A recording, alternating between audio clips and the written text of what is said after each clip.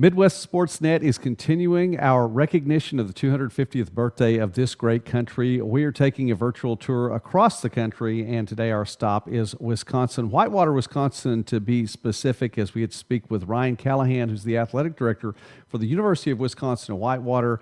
And I want to start with the spring. It's not that far removed, although we have gone into summer now officially on the calendar, and the days as of yesterday are getting a little bit shorter, but the spring's not that far in the rearview mirror, and baseball team makes it back to the NCAA tournament again. Talk about the spring there at Whitewater. Yeah, we were actually just talking about our whole year, but specifically the spring.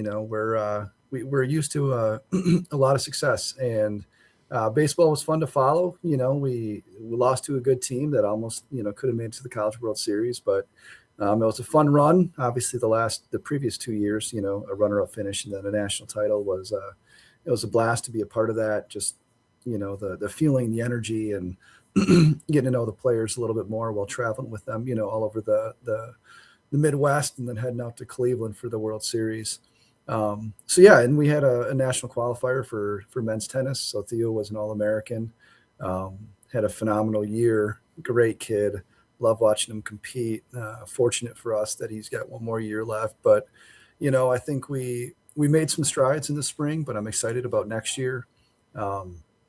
Softball has their team returning, coming back, and they're perennially, regional, super regional qualifiers. Obviously, baseball is kind of a program that is, reloading, not rebuilding.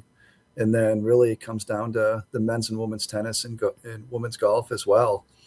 Competing at a high level that we've had in the last, 10 years, 8 years since I've been here. And then track and field, getting some more qualifiers to go to nationals. But yeah, Joey, it was a fun spring, a couple of games I wish we could get back for some of our sports, and a couple of matches we can get back. But, we're very fortunate. We were talking about earlier field finish, and, we were a little bit disappointed, and it's like, overall, we still had a pretty good year. Football goes second round, volleyball goes second round, men's and women's basketball go to second round, baseball goes second round.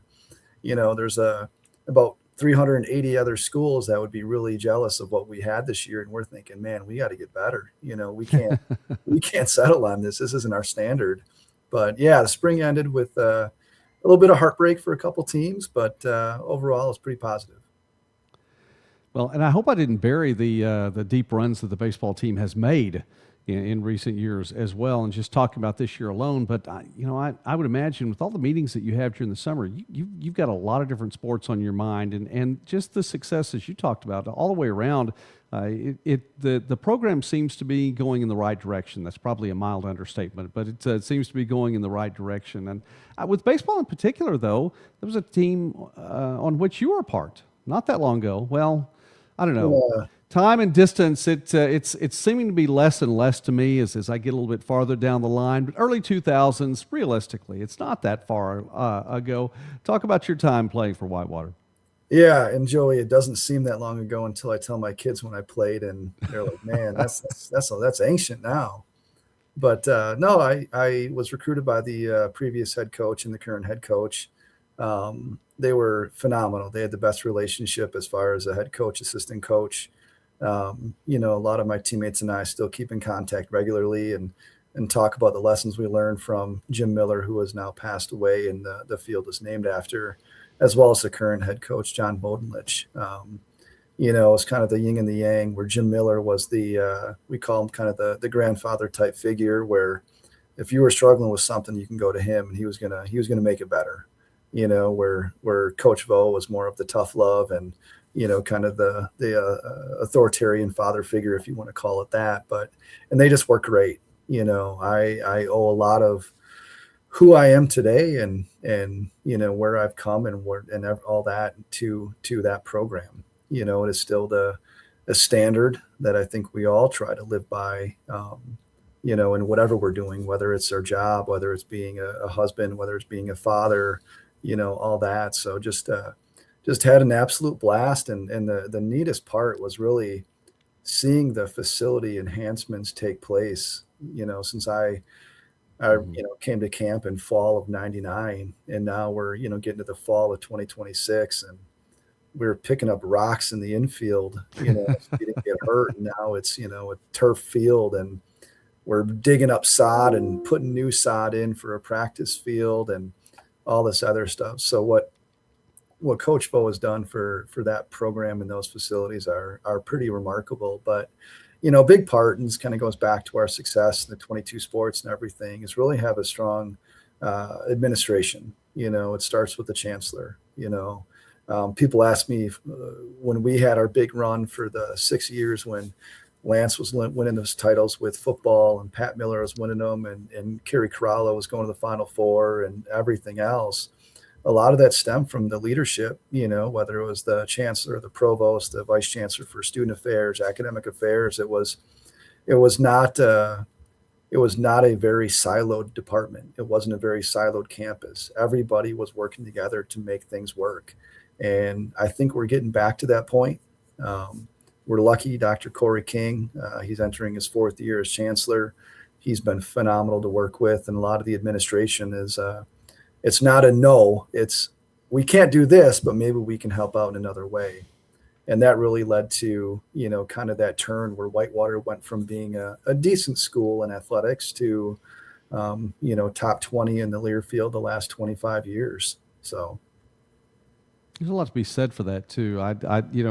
People talk about Learfield Cup and those standings all the way through, and sometimes with so many different teams out there, it's almost like the news can get lost in the shuffle, and then there are fall standings and spring and all this other stuff. But when you look back, like you're saying, the consistency over a 25-year stretch like that is very impressive, and I think it's definitely something that you all can hang your hats on. Before we get past your athletic career, it didn't end at Whitewater. You get to play some professional baseball as well. Talk about that. Yeah, I tell everybody like probably the happiest day of my life is when I got the call from the Giants, and then I tell my wife the happiest day of my life is when I married her. So when she talks about the best day of my life, or each one of my kids. Make sure you get your story straight to the right people, right? Yeah, exactly. Okay. But I was very fortunate.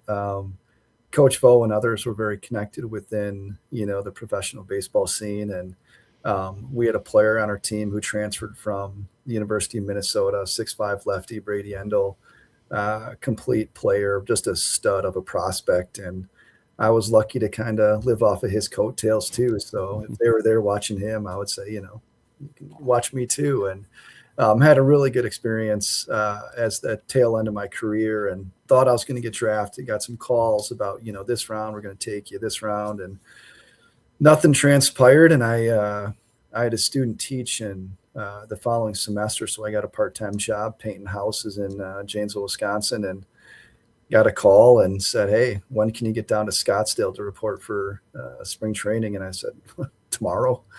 So they faxed over. I had to find a fax machine, which is kind of dating us now, Joey. I had to find a fax machine where I can actually get the contract, where I can get my airline ticket and everything else. And I think it was within maybe 30 hours that I got the call. I was landing in Phoenix and taking a bus over to Scottsdale and getting the physical and putting on the spring training jersey probably within 48 hours. So Wow. it was a great experience, and being able to live in Scottsdale for a little bit, live in Hagerstown, Maryland for a little bit, live in Fort Myers Miracle once I got released from the Giants, got picked up by the Twins, and just meeting people from all walks of life. That was the coolest part. And being a D3 guy and kind of having a chip on your shoulder where you get the first round guy that went to, Arizona or USC or South Carolina, whatever it is. And being like, man, I'm, it's kind of that imposter syndrome, but at the same time, like, hey, I'm on the same team. Maybe somebody thinks I can do this, but it was a dream. I mean, it was just so much fun. People always say, well, what was your day like? What was your day like? You got home from the park, you ate dinner, you fell asleep, and you woke up, you ate lunch, and you went to the park again. Like that's not a bad day. No, not a bad day. There were no bad days. Even when you got hit around, I had some good coaches that would say, yeah, you had a rough outing, but man, we're talking to each other in the dugout, of a baseball field. That's really not a bad day, you know. But yeah, so I did that for a few years, and then I was after the first year, I went back and student taught, and when I got released, I was a little bit older than some of the guys that I was playing with, so I was trying to find a job, and I was going to be like a teacher coach, and I ended up getting hooked up here back at Whitewater with a advisor in the graduate school, and said, "Hey, why don't you get your master's and you can start coaching baseball?" And I started that, and then I realized after multiple kids, it's pretty tough to coach and be a father and be a husband and have a full-time job and everything else. So Mm-hmm. I kind of transitioned to administration about 14 years ago, and now I'm back in athletics, living every minute of it, and trying to watch my kids as much as possible, but also watching about 95% of the Whitewater games that we have on campus too. So yeah, it was some of those forks in the road. Everybody has them, and I took a call from my previous coach, Jim Miller, and he said, "Hey, I think you should do this." And I listened to him and never looked back. And, here we are 20 years later working at Whitewater, talking to you about UW-Whitewater athletics. That is pretty cool. Nice little perk too to be able to when you want to. I would imagine for the most of the time, just step over to the field, watch some ball along the way too. I'm sure there are responsibilities with that. When you walk up, that admin's here. We have to straighten up, or you get a question or two. But still, it's a nice perk. No, I mean, and that kind of goes back to my comment about having a bad day sitting in a dugout. Yeah, I got a bad day and I might be watching the football team lose. I'm still watching football, that's or, exactly right. whatever that is. But no, it's a perk. And, and kind of the D3 life is the administrators at every game, and, making sure your crowd control, the ticket taker I was a PA for soccer a couple times. And, I didn't, that was not in my position description, but at our level, smaller staffs, you kind of just do everything you can to make sure the event runs and make sure the student athletes and fans don't even realize that I'm the one behind the mic and the PA. That's pretty cool, though. But there's that clause, and I know they put it in really small print lots of times. Responsibilities to be added later. That has to be in there. So you may go back and check that. I'm not sure. But let me ask you before we go from there. Talking about being the athletic director, what's it like to be the athletic director at your alma mater?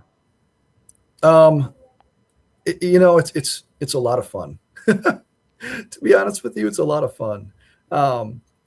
I was telling somebody the other day, I said, I've sat through so many interviews. I've been a search and committee member, a search chair for, everybody thing from a provost to, an entry level position. And everything now is you talk about, well, what kind of a leader are you? I'm a relationship leader. And it's such a cliche right now.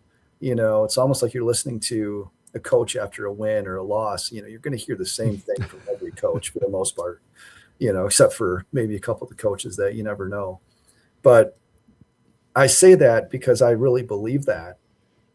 I've been here for 20 years. There's not a single day that goes by where I don't have a history with somebody, or somebody's not calling me to say, "Hey, we tried this about 10 years ago. What happened?" So I feel very fortunate to have that institutional knowledge and that institutional trust. When people see me, when they know me, I don't think anybody's going to question my desire, my respect, my passion for this great institution, for what it did to me. So having those relationships and having people understand that this is who you are and this is what you believe in. Well, great. What then it's like, what can we do to help? How can we work together on this? So it's pretty special. I find myself probably not appreciating it sometimes as much as I should. I'll get a couple texts from a buddy or two from 25 years ago. "Hey, is that house still there that we used to live in?" And it's like, man, I haven't driven down that road in 15 years, but I can check. But every day it's just a really special place. I believe in this place. I believe in higher education. It's for me, and my wife went here as well. It's provided us a great life, and and just having that institutional knowledge and respect has been pretty special. And, hopefully they don't get rid of me anytime soon because I really enjoy it. We're visiting with Ryan Callahan, who is the athletic director, who appreciates his job and wants to keep it for a little while longer at UW-Whitewater. I talked about the perspective, by the way, and this is the Badger State of Wisconsin. I want to make sure I get that in for sure in the video, the Badger State of Wisconsin. If, the perspective of doing it at your alma mater, but, as we're talking here in June, and, you were saying meetings, just recent meetings that you're talking about the entire year, 22 programs there, varsity programs alone. It really is a 365-day job, isn't it? Yeah. I'm fortunate. We have our admin team has been together for a number of years now. So there is that, if you want to call it synergy, continuity. I feel like being with my staff so often, they know what my expectations are. I also know what their expectations of me are too, so it's not just, that top down leadership. It's, it's top down, bottom up, side by side. And I think we do some really special things together. So it's one of those where, we still meet every Thursday as an admin team to make sure we're getting ready for the fall. And to be honest with you, Joey, we're talking about the winter already, to make sure whatever special games, whatever recognitions, any socials that we're going to have, whatever that may be, scheduling conflicts, whatever it is, we're still talking about it. We launched a secondary logo this year for Warhawk Athletics, which was a pretty big deal for us. So now it's making sure all of our teams that are ordering their jerseys that, are you within the standards? Are you utilizing it appropriately? My cross country coach came in this morning and he was all jacked up. He got some new uniforms for his men's and women's team. And, it looks great, all that other jazz, but you're right. It's a, 360 plus day a year job. And I think that's the beauty of, kind of back to your previous question, is, me knowing a lot of these people for 20 plus years now. I've known the baseball coach for 27 years going on in August. I worked grounds. That was my first job, was a groundskeeper on campus for softball. So I've known the softball coach for 24 years, so having that history with those people, that probably makes it a little bit easier to contact me, about random things, but having those relationships and having that history really does help with, some of the communication in the summer. And we have some coaches on 9-month contracts, but, almost every time whenever I reach out, like, hey, can we meet? Can we grab a cup of coffee or whatever? They're, yep, let's do it tomorrow. Let's do it the next day. So it's a 365 a day a year job, but at the same time, it's good to have people that we've had some of that continuity with for the last 4 or 5 years in administration. Yeah. Well, I like that. And I agree with you in that sometimes there are a lot of terms that get thrown around, and relationship is one of those, but it's a very real thing too. It's important, that as you were talking about, all those relationships that you have and the history that you have too. And I think that history is important. And we joked a little bit earlier about the fact that some of these things we're talking about date us a little bit, but realistically, that means we have some history. So I think 100%. I think it's a good thing. I don't have a problem. Yeah, and you think about talking to, alumni, alumni engagement's huge. It's, talking to some of these people and being like, yeah, I watched you. I was a student with you, or, I heard about you, coming up through the, as an athlete here. So it makes a lot of those conversations a lot easier because we have some shared experiences. Yes, that's something that is not as common as it once was, country-wide, and so I think those things are important. You get to see a lot of athletes, and I want your take then on the college sports look in Wisconsin itself, because you're getting to see a lot of the college athletes, and there are a slew of D3 schools in Wisconsin. In the state in which I live, in Oklahoma, no D3 schools, and so you have a lot of them on that level. but also then not only getting to see them out and off of campus, I'm sure you have a lot of kids that come on campus on the high school level as well, as you all are recruiting and bringing people in for athletics and just, for the university too. Give me an overview of college sports and high school sports in the state of Wisconsin from what you've seen. Yeah, I think obviously Madison is the flagship institution as part of our UW system. You have Marquette, which historically has had some success with basketball, right?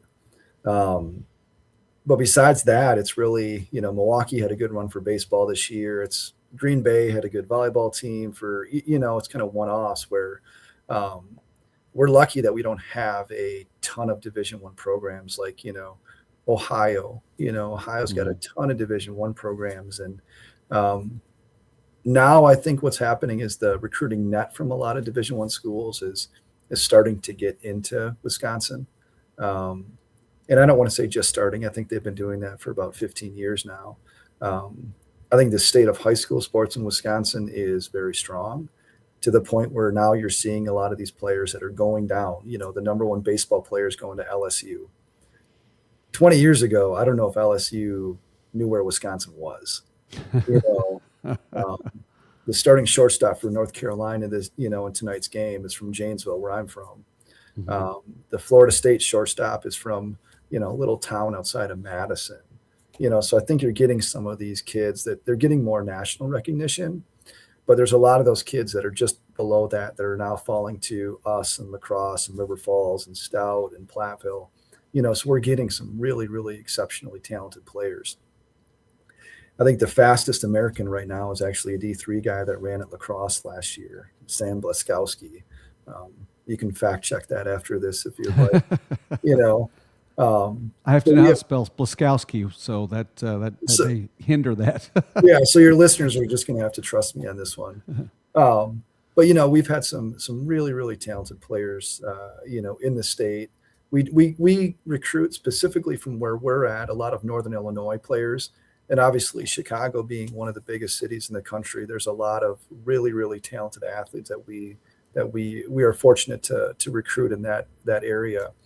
I think the one of the biggest issues that we're dealing with right now is the transfer portal. Mm-hmm. We win the baseball World Series, the D3 World Series last year. Our 4 starters transfer. And they went to Baylor, Butler, Oakland, and Florida Gulf Coast. I don't blame them for leaving. If you have 1 year left, get your school paid for, and I don't know what kind of NIL or anything else they got, but I think this year we're going to lose a couple players. La Crosse lost a player to Illinois. Platteville's best player, he's entering the portal and probably going to play somewhere. So we're fortunate because we're getting some really talented players. We're developing them, and then they're leaving. Mm-hmm. And again, it's the way the system is right now. I'm not saying I agree or disagree with it. If you're good enough and you can go get a scholarship at a Division I get it, as a father of 3 children. And if one of them comes here and something happens and they get better and they can go play at, wherever, I would have a hard time telling my son or daughter, no, you have to be loyal and stay with the school that recruited you. I think that's one word that has really changed a lot. Loyalty. You talk about Rich Rod going back to West Virginia. I mean, these coaches are bouncing around, going back and forth. And, the head basketball coach, I think it was at LSU. Then he got let go and went to NC State. Now he's back at LSU. Lane Kiffin, I don't know. I mean, how can I be mad at the players for doing that when the coaches are doing the same thing? Mm-hmm. At our level, not so much. They're not getting poached by Division I's, but at that Power 4 level, when coaches are jumping ship every couple of years, how can you fault the players for doing the same thing? Yeah. But I do think something's got to change. I don't know what's got to change, but something does.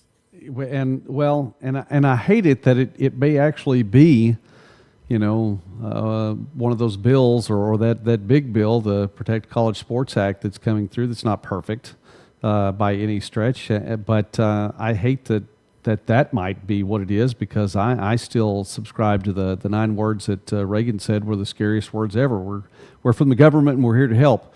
So, I don't know. Anyway, but I agree with you on all those points. And I think loyalty, there's a lot to be said for loyalty, and it takes on many forms. And I would like to see that even more. I think that you answered a question I've been asking about your take on the overall state of collegiate sports, and I think the transfer portal has a lot to do with that. I would ask you then something a little close to home as we wrap up our time. The history is there for Whitewater. The success has been there, and in not only in recent years, but as you've talked about, even the last 25 years, that the program as a whole, but just everything that you mentioned from last year alone. What do you see that's ahead for Whitewater? What's the direction? More of the same, and how do you keep that kind of consistency going? Yeah, it's tough, and I don't think people understand how hard it is to consistently win. If you're an Alabama football fan, I kind of go back to Kellen DeBoer, one of the better coaches in the last 10 years, and he has 2 losses, and it's like, they want to fire him. It's like, how many programs would love to go 10-2 in Division I football? And, Alabama's like, we got to get rid of them. Well, that's kind of like us when our Kevin Bullis, our football coach, who just retired a few years ago, when he took over Lance Leipold had the same number of losses that he had national titles. I would love to say that is sustainable, but over the last 50 years of Division III and however many years of Division I, it's just hard.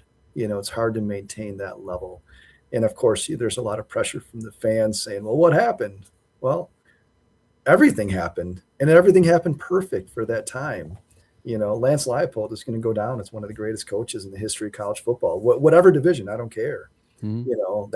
He happened, all of that. And, when Kevin took over, Lance took his staff, and, now we got a younger coach, Jace Rindle. Our basketball coach is younger. I've had to replace a lot of coaches probably quicker than I would have expected, that went to, either new opportunities or different jobs, whatever it was. So to answer your question, I'm excited about the future. I think we have that core nucleus of successful, desired, passionate, attention to detail, standard focus coaches. And I think when you get those people in a room, they all hold each other accountable and they all push for the same thing. And I think that's where we're headed. I'm excited that our men's basketball coach is in year 3. He already got that second round of the playoffs. Football coach is in year 4, and he's already made the playoffs twice out of, the 3 years that he's been here. And we have a great mixture of veteran coaches. Obviously, Coach Vodenlich, 3-time NCAA champion. Carrie Corallo, I think she's been to the Final 4 or 5 times, finalist once. Brenda Volk with softball. She's been to the World Series 3 times, national finalist once.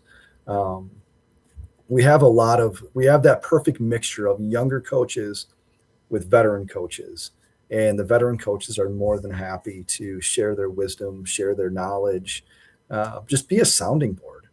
I don't think people realize when you're in those chairs, they're lonely. They're really, really lonely, and having a staff that can bounce ideas off each other, that can partner together to do some things, was pretty special. So we're in a really good spot. Like I said before, Dr. King has been an amazing leader for this campus. We have some excellent people that are running their respective areas, that we're all trying to make sure that, the common goal, the mission, the vision are at forefront of all the decisions. And a lot of that is that student athlete experience, the student experience, for the general population. And I think the best is yet to come. Hopefully next year we're not talking and our Learfield Cup was worse than it is this year. But no, we got some good people doing some good things. And it's not just that. I mean, we got, Quinn Miners, 2-time first-team All-Pro in the NFL. There's Hall of Famers that weren't 2-time first-team All-Pros. We got Lake Tucker entering his second year for the Miami Marlins, So there's some current things going on within our program, but also some athletes that were, putting on the black and purple not too long ago that are doing their things at the highest level.